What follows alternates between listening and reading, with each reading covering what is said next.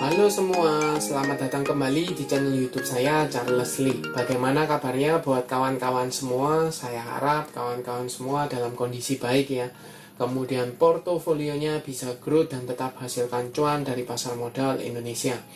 Oke, pada kesempatan kali ini saya akan membahas satu saham yang teman-teman sangat familiar, yang 2 hari ke belakang mengalami auto reject bawah atau ARB ya. Saham apakah ini? Saham ini adalah saham GoTo, Gojek, Tokopedia, Tbk. Nah, teman-teman mungkin bertanya-tanya, kenapa saham GoTo ini mengalami auto reject bawah 2 hari berturut-turut?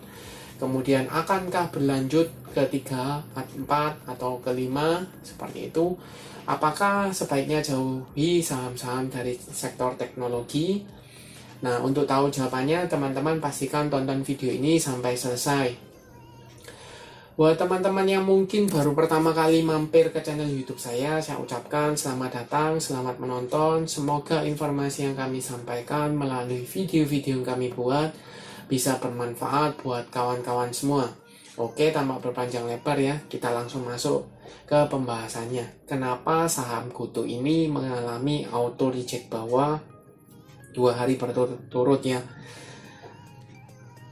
Nah, ini kita cek beritanya ya melalui investor.id bahwa koreksi tajam saham GoTo ternyata karena ini. Ini beritanya Jumat ya, tanggal 10 Februari 2023. Nah,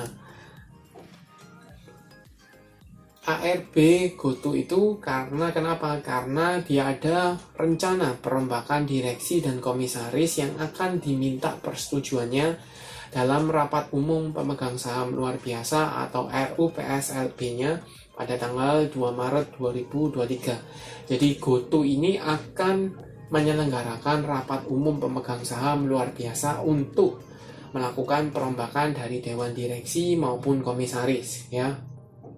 Nah, kenapa dirombak? Karena tujuannya adalah dia mau mengubah bisnisnya ya menjadi lebih profitabilitas ya. Yang tadinya mengalami koreksi atau minus kerugian, sekarang bagaimana caranya, upayanya untuk mengubah atau memperbaiki kinerja perusahaannya menjadi lebih profit ya, seperti itu. Kemudian dilihat dari sentimen luar ya di sini bahwa saham GoTo ini lebih dipengaruhi oleh sentimen yang kurang baik secara global, yaitu sentimen negatif yang melanda saham teknologi Amerika Serikat, terutama kenaikan suku bunga acuan. Jadi itu juga berdampak ke GoTo. Nah, lebih jelas di sini ya ditekankan bahwa nih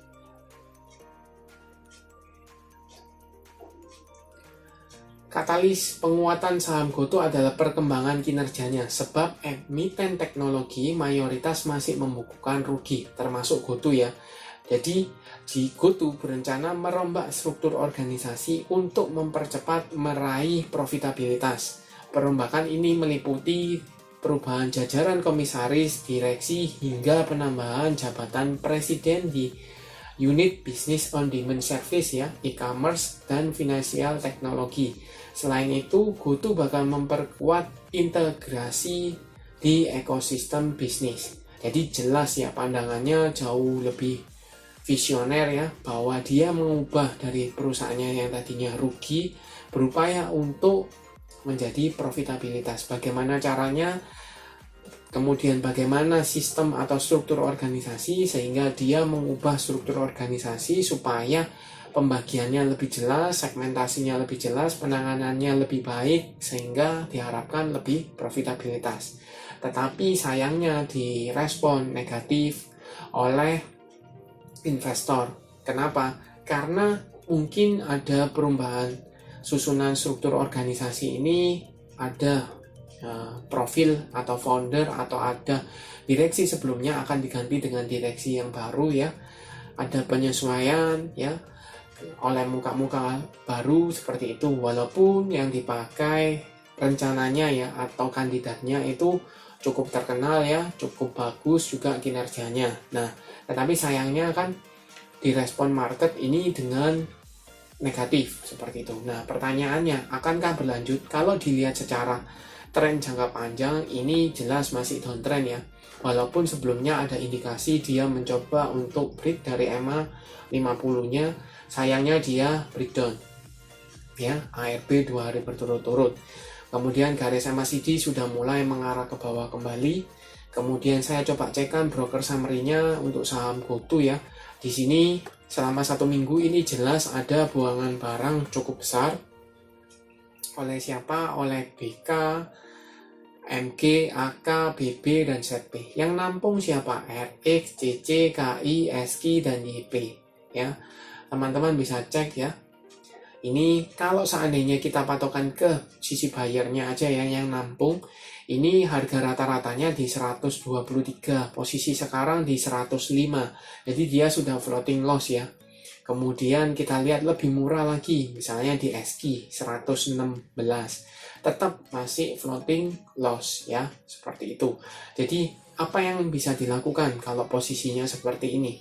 Kalau distribusinya masih berlanjut ya, masih akan terus distribusi, maka besar kemungkinan untuk saham GoTo ini akan auto reject bawah untuk hari-hari berikutnya. Kalaupun tidak auto reject bawah, mungkin dia akan melanjutkan koreksi ya.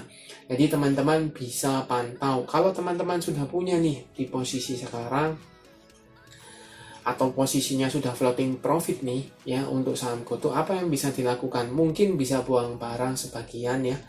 Buang barang sebagian. Kenapa? Karena kalau teman-teman cek ya, ketika tingkat suku bunga acuan itu mengalami kenaikan, saham-saham sektor teknologi atau e-commerce ini akan mengalami tekanan juga. Seperti itu.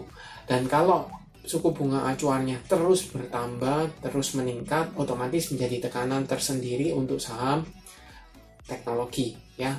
Kemudian perubahan struktur organisasi ini untuk sementara mungkin akan menjadi sentimen negatif. Tetapi ketika nanti misalnya struktur organisasinya ini berhasil memecahkan yang tadinya dia rugi menjadi mulai berkurang ruginya atau condongnya ke mulai profitabilitas, mulai profit, itu akan menjadi sentimen yang cukup besar.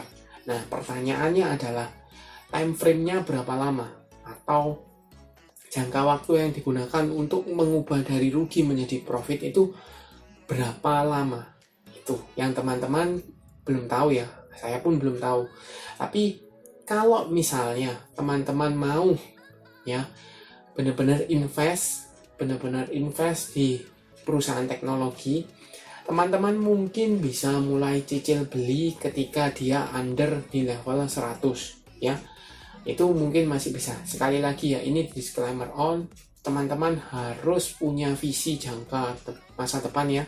Apakah dia tidak akan menjadi saham gocap atau 50-an? Mungkin bisa jadi ke saham gocap. Cuman kemungkinan dia akan berat kalau untuk ke saham gocap ya, ke loading gocap di 50.